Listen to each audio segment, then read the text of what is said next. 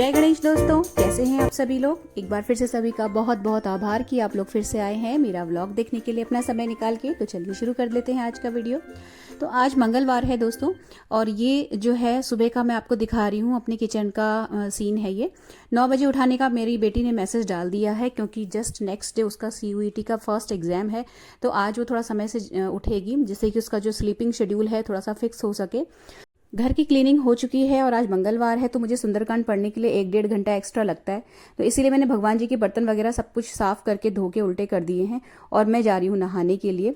तो 6:30 पे मैं चली जाती हूँ ऑलमोस्ट नहाने के लिए। और नहाने से पहले यहाँ पे मैंने एक डस्टबिन रखा हुआ है जो मुझे वॉश करना है।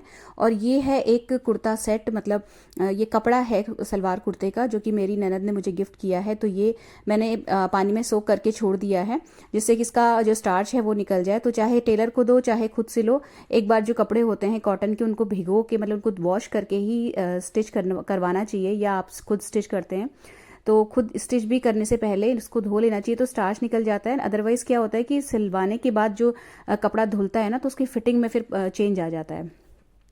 तो वो मैंने फिर नहाते समय दोनों चीज़ें धो ली थी, डस्टबिन भी और वो भी जो कपड़ा है वो भी।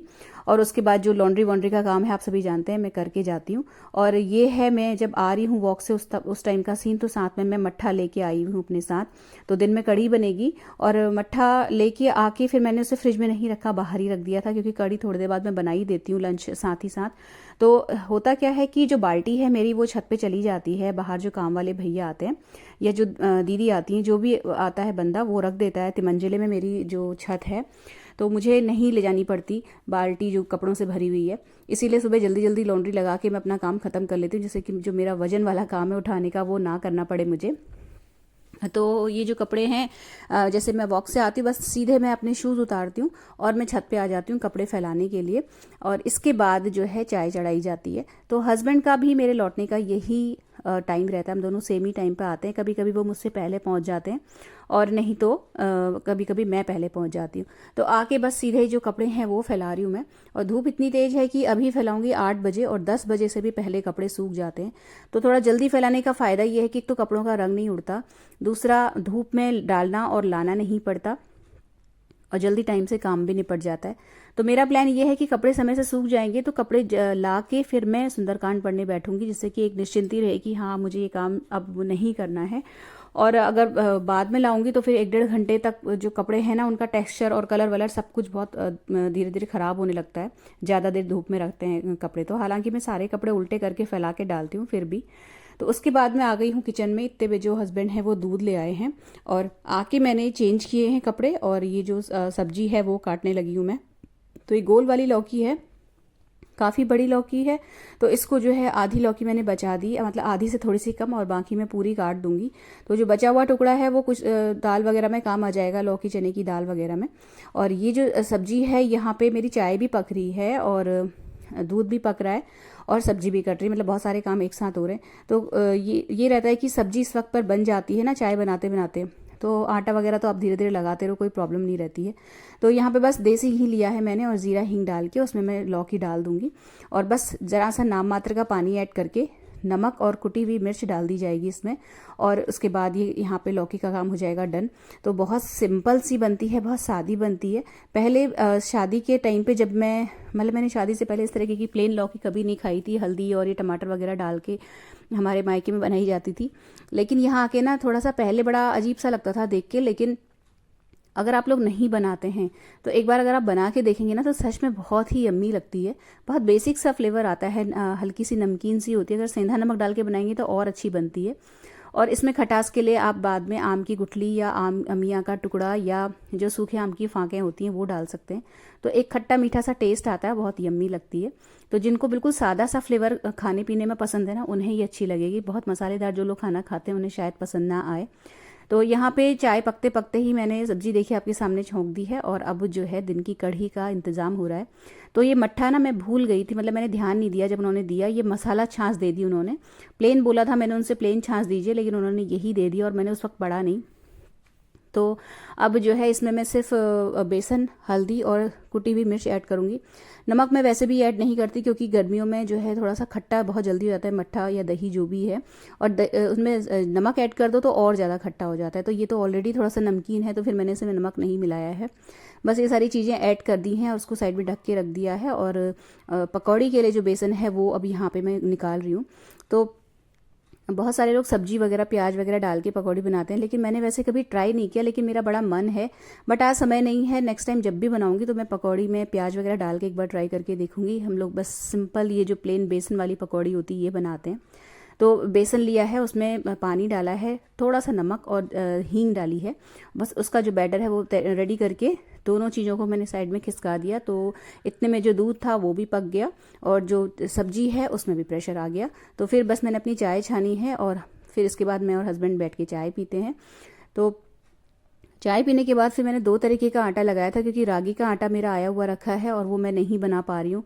तो रागी का आटा भी कहते हैं कि गर्मियों में नहीं खाना चाहिए, थोड़ा गर्म होता है, लेकिन जब है तो फिर उसे ख़त्म तो करना ही है, फिर ख़राब हो जाएगा नहीं तो मैं थोड़ा थोड़ा 2-2 रोटी का आटा डेली मारती हूँ और अपने लिए बना लेती हूँ रोटी, चाहे मैं सुबह खाऊँ या रात को। हस्बैंड नहीं खाते हैं तो फिर मुझे उसे ख़त्म करना है, इसलिए आजकल बना ले रही हूँ। तो मुझे बहुत पसंद है रागी की रोटियाँ। और प्योर रागी का आटा नहीं लगाती मैं, उसमें हल्का सा गेहूं का आटा लगा के तब गूंथती हूँ आटा। और यहाँ पे जो लौकी है इसका देखिए प्रेशर निकल गया है। और साइड में मैंने कढ़ी के लिए चढ़ा दी है कढ़ाई, और यहाँ पे मैंने आम की 2 गुठलियाँ डाल दी हैं जिससे कि जल्दी खट्टा हो जाए। और ये कुछ इस तरीके का देखिए बनता है। हल्का सा मैं इसे और पकाऊंगी, और यहाँ पे जब गुठली डालने के बाद जब लगे कि थोड़ी सी इसमें अच्छी सी खटास आ गई है तो थोड़ी सी चीनी ऐड कर देती हूँ मैं, लेकिन आज ज़रूरत नहीं पड़ी मुझे। तो ये बहुत सिंपल सी रेसिपी है। अगर आप लोग सादा खाना अच्छा मानते हैं तो आपको अच्छी लगेगी ये सब्ज़ी। तो यहाँ पे जो है जब तक मतलब मैंने अभी नाश्ता नहीं किया है क्योंकि मैं पूजा करूँगी पहले, लेकिन हस्बैंड को मैंने इसके बाद करा दिया था नाश्ता, और वो चले जाएंगे। और उनके जाने के बाद फिर मैं और मतलब जितने भी ज़रूरी काम हैं किचन के या जो भी एक्स्ट्रा काम है उनको निपटाने के बाद बैठती हूँ पूजा करने के लिए। तो इससे पहले मैं जो लंच का काम है वो करके दे रही हूँ। तो बैटर बन गया है कढ़ी का, बस ये जो पकौड़ियाँ हैं ये निकाल दूंगी मैं तेल से तल के। तो फिर उसके बाद काम डन हो जाएगा। ये काम मैं बाद में भी कर सकती थी, लेकिन अभी इसलिए कर रही हूँ क्योंकि मेरी बेटी उठ चुकी है और उसको ये पकौड़ियाँ बहुत पसंद है। तो फिर लंच में तो वो खाएगी ही, लेकिन अभी गरम गरम खा लेगी तो मतलब मुझे एक तसल्ली रही कि हाँ उसने खा लिया। तो कॉफ़ी वो बना के अपनी ले गई है, और उसके मतलब बना के मैं उसको पकौड़ी की उसके सामने रख दूँगी तो वो आधा पौना घंटे बाद ही खा लेगी। तो इसीलिए मैंने सिर्फ पकौड़ियाँ बना के तल के रख दी थी, और जो कढ़ी है वो मैं बाद में ही बनाऊँगी। तो बहुत फ्लफ़ी बनती हैं, बहुत सॉफ्ट बनती है पकौड़ी। मैंने हल्का सा इनो ऐड किया है इसके बैटर में जब मैंने तलने का स्टार्ट किया था। तो ये कढ़ाई के बारे में शिप्रा जी का आया था कि जो ये हार्ड एनोडाइज्ड कढ़ाई या बर्तन होते हैं ये हार्मफुल है हमारी हेल्थ के लिए। जब मैंने ना बर्तन शुरू में लिए थे, जब नई नई गृहस्थी जमाई थी, तब मुझे इस चीज़ का बिल्कुल भी आइडिया नहीं था। तो कढ़ाई हो गया और एक पैन है वो ले लिया था मैंने, और ये मैंने ऑनलाइन ही लिया है, ऑफलाइन ही लिया है। तो इसमें मैं जो लिक्विड वाली चीज़ें होती हैं रसे की या तरी वाली चीज़ें जो जिनमें मुझे कलर चाहिए होता है मैं वो ही बनाती हूँ। ज़्यादातर सब्जियाँ आप लोगों ने देखी होंगी, मैं हमेशा मेरी लोहे की जो कढ़ाइयाँ हैं मैं उसी में बनाती हूँ। और एक चीज़ ये भी है कि जब आपने बिल्कुल ब्रांड न्यू बर्तन लिया हुआ होता है, और ये बर्तन भी कोई सस्ते नहीं होते हैं, जो हार्ड एनोडाइज कढ़ाइयाँ या पैन्स होते हैं अच्छे खासे महंगे होते हैं ये बर्तन भी। तो नया बर्तन है तो मुझे इसको हटाते हुए नहीं बनता है, मतलब मुझे मन नहीं करता कि मैं इसे डिस्कार्ड कर दूँ। लेकिन हाँ, जिस दिन इसकी कोटिंग थोड़ी सी भी ख़राब हो जाएगी या जो एल्यूमिनियम जो कि सील्ड रहता है लेयर्स के बीच में वो दिखने लगेगा बाहर की साइड। एक्चुअली ये थोड़ा सा ना नॉन स्टिक कोटिंग रहती है इसमें, और अंदर की ओर एल्यूमिनियम होता है। तो बेसिकली ये एल्यूमिनियम का ही बर्तन रहता है, बस इसकी जो कोटिंग है वो बनी रहती है ऊपर से। तो ये ड्यूरेबल ज़्यादा होते हैं ये वाले बर्तन। लेकिन अगर मुझे लगेगा कि इसकी जो एल्यूमिनियम वाली लेयर है वो बाहर आ गई है, क्योंकि बर्तनों को धोते धोते घिसते घिसते ये जो लेयर है हल्के हल्के ऊपर आने लगती है, तो मुझे जिस दिन लगेगा कि एल्यूमिनियम के टच में मेरा खाना आ रहा है या मेरी चाय आ रही है तो फिर मैं उसी दिन इसको हटा दूंगी। और एक जो है मुझे बड़ी कढ़ाई नॉन स्टिक लेनी है, लेकिन मुझे नॉन स्टिक को लेके भी थोड़ा सा दिमाग में वो रहता है, क्या कहना चाहिए, ये मतलब एक शंका सी रहती है कि लूँ या ना लूँ।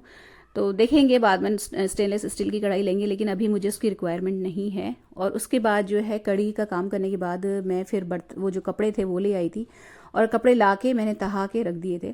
और उसके बाद फिर मैं बैठ गई थी पाठ करने के लिए। तो सुंदरकांड का पाठ करने में और भगवान जी को स्नान कराना, ये सारा काम मिला के मुझे कुल मिला के 1.5 घंटा लग जाता है। तो मंगलवार का दिन थोड़ा सा ऑक्यूपाइड रहता है, इसलिए मुझे थोड़ा सा लंच डिनर ये सब मैनेज करना पड़ता है समय से। और अगर मुझे बहुत ज़्यादा लेट हो जाता है तो फिर मैं दुकान की छुट्टी करती हूँ, और नहीं तो मैं कोशिश तो यही करती हूँ कि किसी भी दिन मेरा मिस ना हो शॉप में जाना। तो यहाँ पे मैंने एक क्लिप बना ली है भगवान भोलेनाथ जी की और पूरे मंदिर की। और उसके बाद फिर मैं वापस आ गई हूँ। तो ये जो मैंने इसमें ऑयल छोड़ा था ना, ये अपना पकौड़ी बनाने के बाद, उसी ऑयल को मैंने गरम करके उसमें मेथी और हींग डाल के ये जो कड़ी वाला बैटर है ये डाल दिया है। और इसमें एक उबाल लगाया। उबाल लगाने के बाद इसमें पकौड़ी डाल दूंगी और ये पकने लग जाएगी। उसके बाद मैं करूँगी नाश्ता। तो यहाँ पे जो है मेरे को नाश्ता करने में काफ़ी लेट हो जाता है मंगलवार के दिन, तो फिर मैं लंच उस दिन स्किप कर देती हूँ। या बहुत लेट हो जाता है मुझे दुकान से आने में, काम निपटाने में, और भूख लगने लगती है, तो फिर मैं सिर्फ दाल या कढ़ी या जो भी मतलब बना होता है इस तरीके की चीज़ वो खा लेती हूँ। तो यहाँ पे मैंने अपनी सब्ज़ी निकाल ली है, मट्ठा बना लिया है। तो मट्ठा मैंने सिर्फ इस वक्त अपने लिए बनाया है, क्योंकि दिन में ये लोग सब कढ़ी खाएंगे तो उसके साथ मट्ठे का कोई कॉम्बिनेशन नहीं बन रहा है। और यहाँ पे जो कढ़ी है ये इसमें उबाल आ गया था, तो जितनी भी पकौड़ियाँ हैं बनी हुई ये सारी मैंने इसमें डाल दी और इसको मैं धीमी आंच में छोड़ दूंगी पकने के लिए। तो कढ़ी का यही एक वो है कि मतलब इसको जितनी देर पकाइए उतनी टेस्टी बनती है। तो इसको धीमी आंच में छोड़ दिया जाएगा और उसके बाद फिर मैं करूँगी ब्रेकफास्ट। तो ब्रेकफास्ट जब मैं कर लूँगी उसके बाद फिर समय को देखा जाएगा, जितना अगर समय बचेगा तभी मैं जाती हूँ, नहीं तो फिर होता क्या है कि मुझे 1:30-2 बजे 2-2:30 बजे के अराउंड वापस भी आना होता है। तो मैं खाली आधे घंटे के लिए 1 घंटे के लिए क्या चेहरा दिखाने जाऊँ, तो फिर मैं नहीं जाती हूँ। तो यहाँ पे सब्जी मैंने अपनी निकाल ली और जो सब्जी बची हुई है वो फिर यूज़ हो जाएगी, क्योंकि मुझे ये सब्जी बहुत अच्छी लगती है। मैं अगर ये अगले दिन भी बचेगी तो मैं उसे खा लूँगी। चावल सोख कर दिए मैंने और फिर मैं चली अपना जो ब्रेकफास्ट है वो करने के लिए। तो मेरी थाली में ये जो दूसरी सब्जी दिख रही है आपको, ये प्याज और सिर्फ प्याज और टमाटर की सब्जी है, जिसको पहाड़ साइड में प्याज का भुट्टू बोला जाता है, भुट्टुआ या भुट्टू इस तरीके का कुछ नाम होता है इसका, मुझे एग्जैक्टली नहीं याद है। तो ये जो डस्टबिन देखिए सुबह धोया था ना, ये ऐसे ही पड़ा हुआ है और इसको मैं अभी तक पॉलीथिन लगा के सेट नहीं कर पाई हूँ। जो भी कूड़ा निकल के आ रहा है वो मैं एक छोटी पन्नी में करके अलग रखा हुआ है, इसको भी लगाऊंगी अभी पॉलीथिन डाल के। और उसके बाद जो है फिर मैं शॉप पे चली गई थी। आके फिर नहीं शूट किया क्योंकि काफ़ी लेट हो गई थी। मैं 3 बजे घर पहुंची हूँ और फिर सीधे फिर फटाफट से जो भी अपना लंच वंच का काम था, टिफ़िन भेजना ये सब, तो इसके लिए मैंने शूट नहीं किया। और उसके बाद जो है फिर एक झपकी लेके मैं आ गई हूँ वापस किचन में। तो फिर बेटी को भूख लग गई थी। पढ़ने वाले बच्चों को ना बैठे बैठे फिर जब पढ़ते रहते हैं ना तो उन्हें भूख भी ज़्यादा लगती है, क्रेविंग्स बहुत होती है इन लोगों को। तो जब मैं अपनी चाय बनाने के लिए आई थी तब मैंने अपना जो है इस एक कढ़ाई में इसके लिए बस एक क्यूब जो होता है मैगी का वो चढ़ा दिया है और साइड में रख दिया आलू बॉईल होने के लिए। तो डिनर में आलू के पराठे बनाना है आज। तो यहाँ पे जब तक इसकी मैगी पकेगी धीमी आंच में तब तक आलू में प्रेशर भी लग जाएगा और मेरी चाय भी बन जाएगी। तो चाय पी के फिर मैं ज़्यादा देर नहीं बैठती क्योंकि फिर शाम को बड़ा लेट हो जाता है गमलों में पानी वानी डालने में। तो चाय पी के फिर मैंने जो है यहाँ पे आटा लगा लिया है, क्योंकि है क्या कि 6 बजे भी अच्छी खासी धूप रहती है। तो मैं कोशिश ये करती हूँ कि 6:30 के अराउंड पानी डालूँ गमलों में।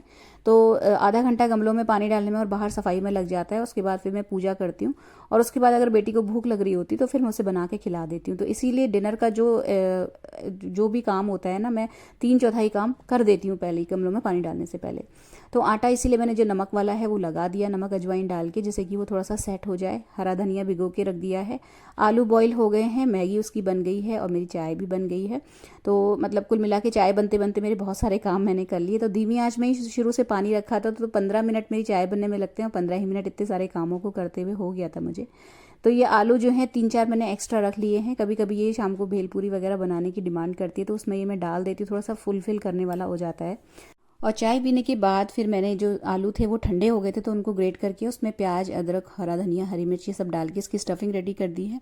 तो ये थोड़ा सा ना गीले गीले से हो रहे थे आलू, तो फिर मैंने इनको जो है इस तरीके से बाहर पंखे के नीचे रख दिया है बना के स्टफिंग को, और जाली लगा दी ऊपर से। तो जब तक पराठे सीखने का टाइम आएगा ना तो ये ठीक हो जाएगा, मतलब जो इसका चिपचिपापन है वो थोड़ा कम हो जाएगा या ख़त्म हो जाएगा।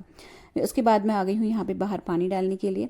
तो पानी डालने में और ये जो पूरा एरिया है इसमें वाइपर लगाने में लग जाता है मुझे, मतलब 25 मिनट तो मिनिमम लगते हैं, अदरवाइज़ आधा घंटा लग ही जाता है अगर मैं थोड़ा सा डिटेल में साफ़ सफाई करने बैठ जाऊँ तो। तो मेरे सब्सक्राइबर फ्रेंड्स को बड़ी उत्सुकता है बेटी का रिजल्ट जानने की। तो रिजल्ट तो लास्ट डे ही मतलब पहले ही आ गया है 13 तारीख को, लेकिन मैं उसको ना दिखा नहीं पाई थी उस टाइम पे। लेकिन आज मैंने आगे पिक लगा दी है, तो थोड़ा सा वो ना उतना अच्छे से साफ नहीं दिखेगा आपको, क्योंकि मैंने स्क्रीनशॉट लिया हुआ है रिजल्ट जो आया था ऑनलाइन उसका।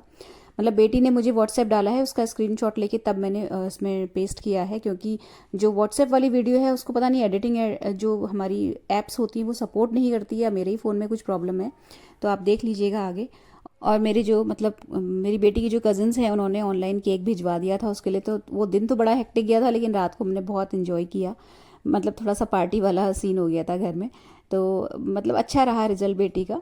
तो यहाँ पे ना मैं एक चीज़ बोलना चाहूँगी आप सभी से, अगर आपके बच्चे भी सेम स्टैंडर्ड में हैं या 10th में हैं या बोर्ड में जाने वाले हैं बोर्ड के एग्ज़ाम देने के लिए, तो अच्छे मार्क्स का प्रेशर मत बनाइएगा अपने बच्चों पे, क्योंकि बच्चे ना प्रेशर में कभी भी अच्छा परफॉर्म नहीं कर पाएंगे।